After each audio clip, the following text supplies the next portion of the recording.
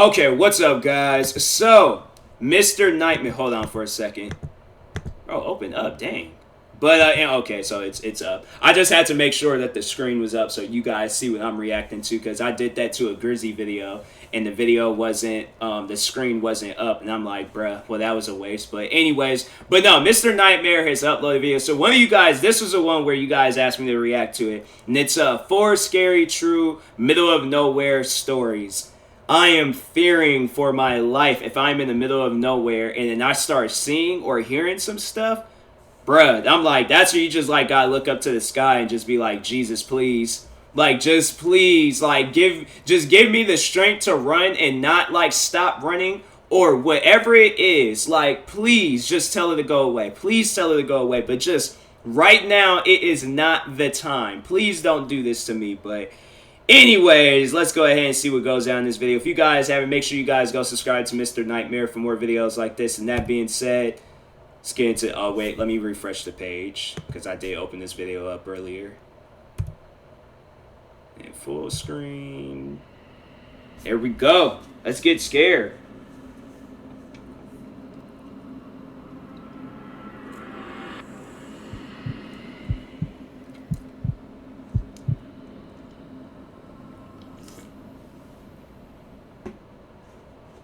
I was taking a road trip in my Mustang from Texas to Arizona to visit my brothers.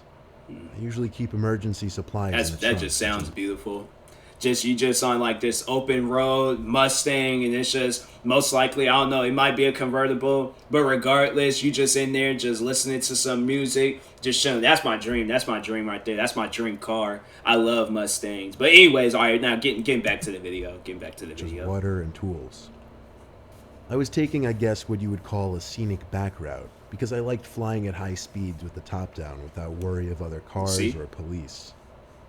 This was one of those completely deserted seeming roads with one lane on either side and nothing but desert sand, cacti, and shrubs as far as the eye can see.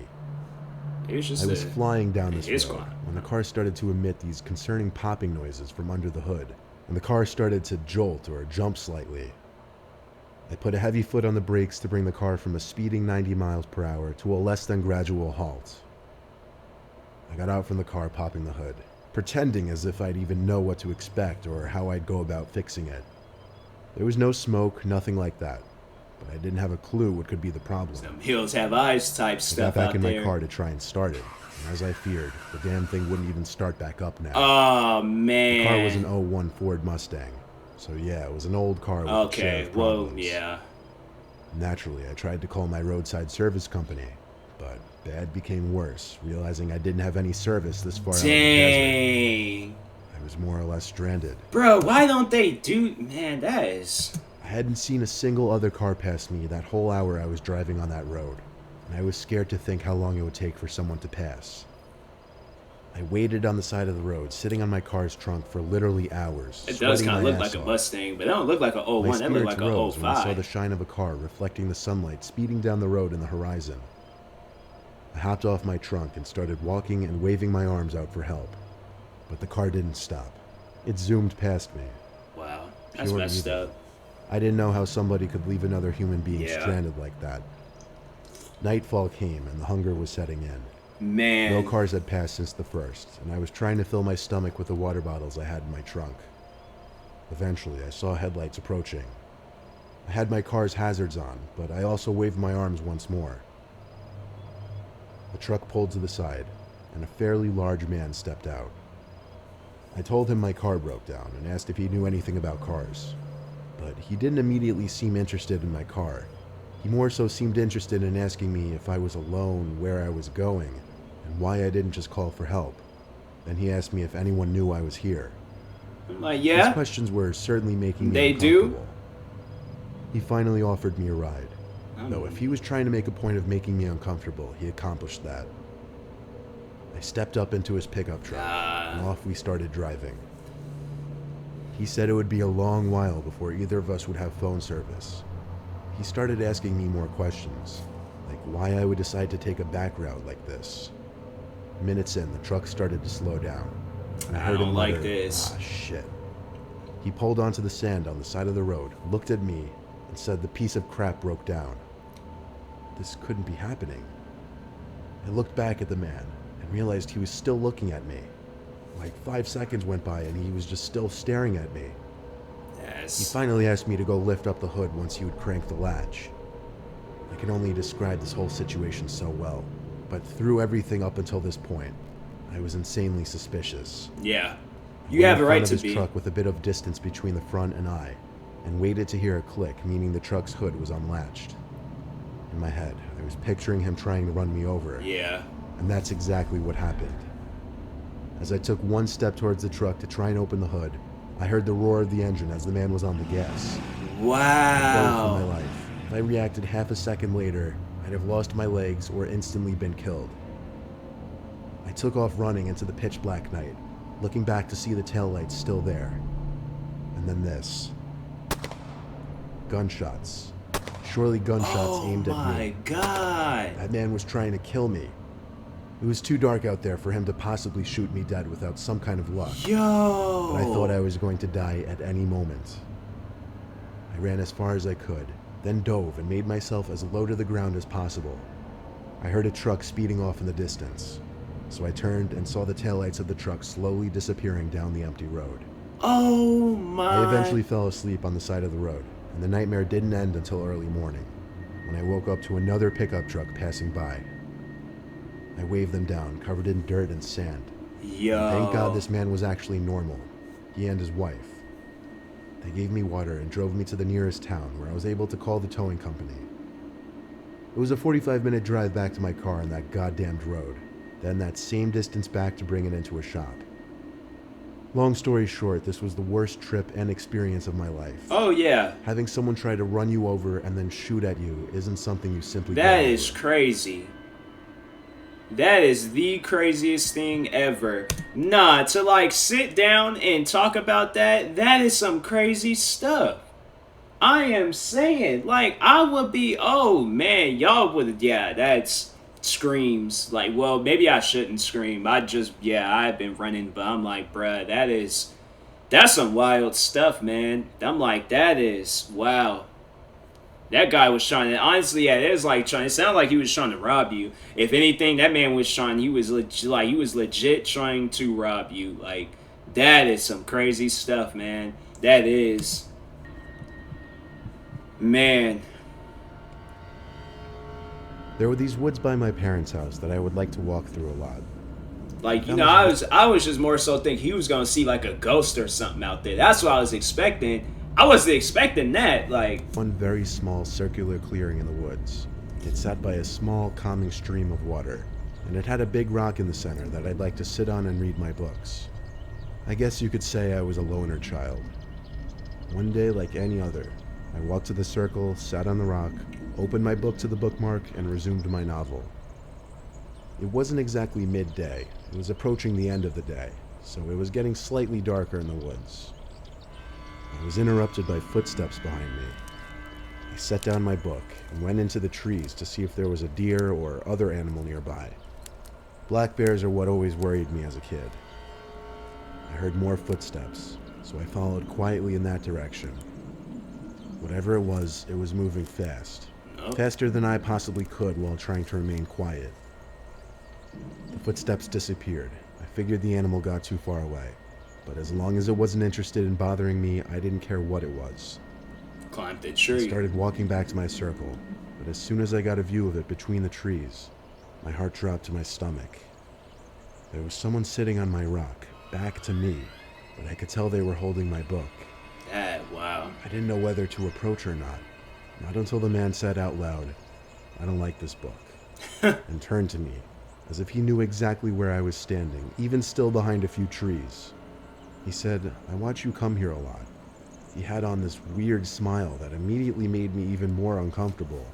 You just run. My 13-year-old self didn't have a fight or flight response system. I only had a flight response instinct.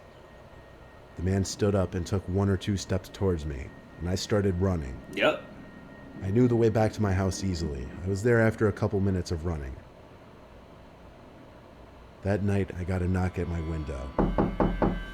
I woke up terrified and screamed for my dad. My dad came rushing in, and when I told him, he went outside to check. I was horrified when he came rushing in, and when I told him, he went outside to check. I was outright disturbed when he came back in with my book that I left in the woods. He said it was left outside my window. I slept in my parents' room for like a week after that. Oh, yeah. And needless to say, I never returned to that circle in the woods. Nope.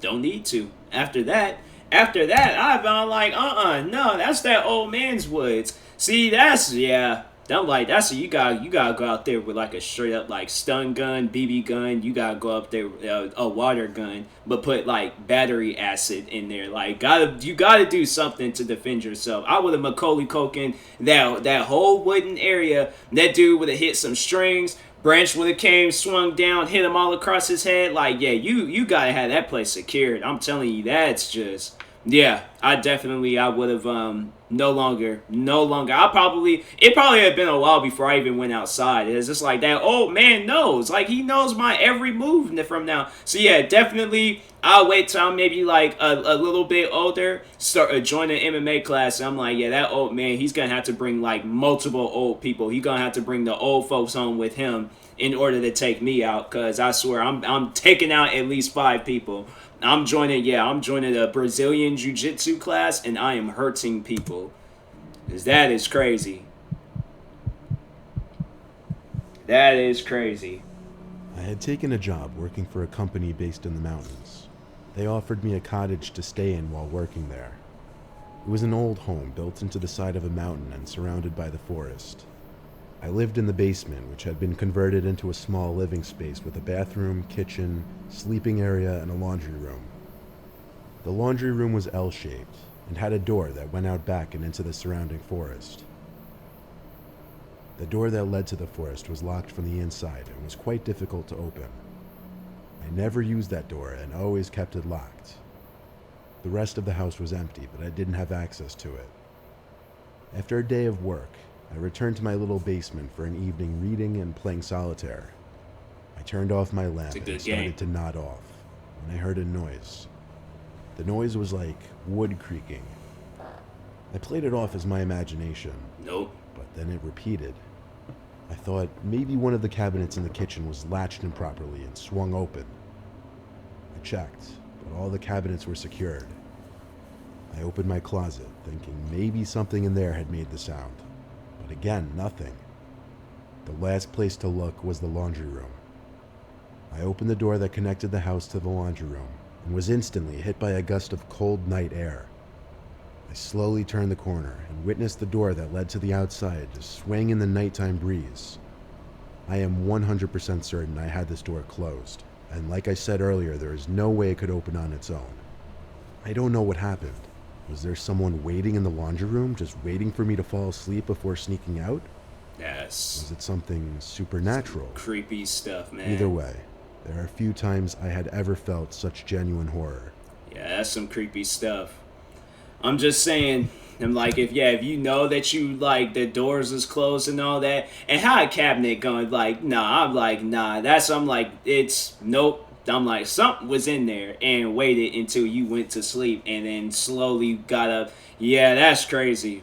That is crazy. I definitely would have, I just left that place. I'm like, well, whatever left, I'm leaving. So I'm like, therefore, I'm like, that's, I don't know, maybe it's one of those, like, half asleep things, or it's like you half asleep, you start hearing things, but it ain't really there, or then, you might, see some, because I know I've done that, where I've, like, the dream that I was having, like, parts of that dream, I'll wake up and be hearing it, and I'm just all like, whoa, wait a minute, what? And I'd be so confused, but, no, I'm like, that's, if it's on the Mr. Nightmare channel, most likely chances are something was there, alright? So, wasn't no dream, man. Tennessee has some real characters out in nature. I hiked all around while in school there. Made some good memories with a girl in the enveloping nature. Tennessee has good roads to popular hiking sites and tons of mini trails branching off. Sometimes you need to know what to look for as far as trail markers go, because the interesting ones are always a good ways out. There's one spring waterfall that spills across a mossy granite wall, towering over a shallow stream that empties into a decent-sized pond. I went out there with a friend last time, and we got separated on the way out. I have no freaking clue how that happened. We've each been hiking for over 10 years. I've run over it 1,000 times in my mind, and it has to be this one ledge system. To get to the top of the fall, you need to take a longish detour that has an old wooden railing and a 3-way branching ledge system. So I've taken all 3 routes and ended up at the same spot. They take maybe 3 to 4 minutes to blast through, and they're kind of like rocky corridors. I don't take the left one anymore, because I'm 90% sure these big stains in the middle are blood. Don't want to know what happened there. It's odd because the left is by far the most inviting. Flowers bloom from vines that are etched into the moss-matted bedrock. Anyways, I'm 45 seconds ahead of her, and opt for the right path when I realize I should tell her to avoid the left. It's really hard to reverse given the sloping angle of the path and a few short drops that become narrow climbs. Screw it. Faster if I speed through and yell down. I get out of the right corridor and swing around to where the middle path drops off. I yell, but no reply. So she took left. I run over and climb into the left corridor, thinking she saw the stains and freaked out.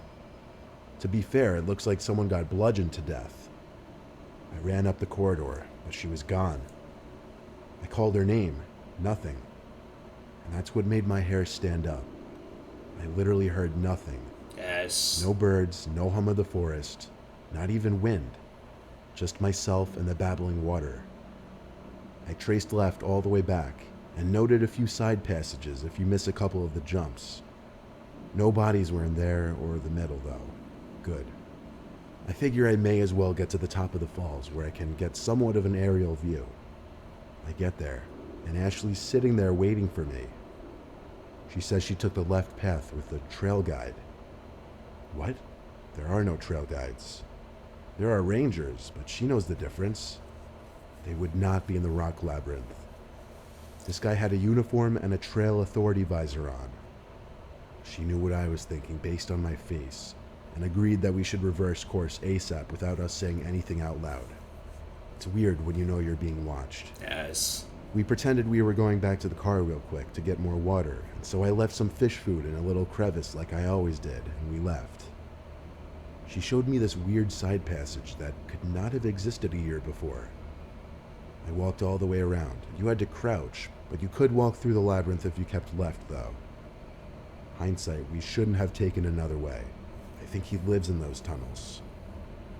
Ashley said he kept trying to lead her in a different direction, but she just followed the light and saw him standing in the tunnel as she walked the rest of the trip to the top. That means he was in there while I was looking for her. Yes. And that means she followed him before seeing the blood splatters all over the floors and walls. And that's not the totally fucked up part. The fish food that I left in the crevice was on the hood of my car. Her water bottle was gone too. She had a carabiner to her pack, so he must have snuck up and taken it at some point. That's strange because we're fast hikers. We never went back there and never will. Don't need to. Don't need to. Do not need to. Is that it? Yep. That's see, that's the thing where I'm like, I sit down and I think about hiking. I think about, like, you know, going out and being adventurous. But then once when I start hearing stories like this, I'm like, there's no reason for me to be adventurous. I could be adventurous right here in my room by playing a video game and being adventurous in there. But I'm just saying, like, I don't want to be that person when I'm telling Mr. Nightmare one of my stories. I'm like, I'm fine with reacting to the videos, but I'm like, I don't want to tell my stories. I don't. I'm like, I don't have no stories to tell, but I don't want no stories to tell. I'm like, that's just, yeah. I'm like, I'm not cut out for that type of stuff. So, anyways, yeah. Pretty creepy, pretty creepy, but it was a good video. So anyways, if you guys haven't, make sure you guys go subscribe to Mr. Nightmare for more videos like this. Like, subscribe to me too. I will talk to you guys later. Thank you guys for watching, and peace.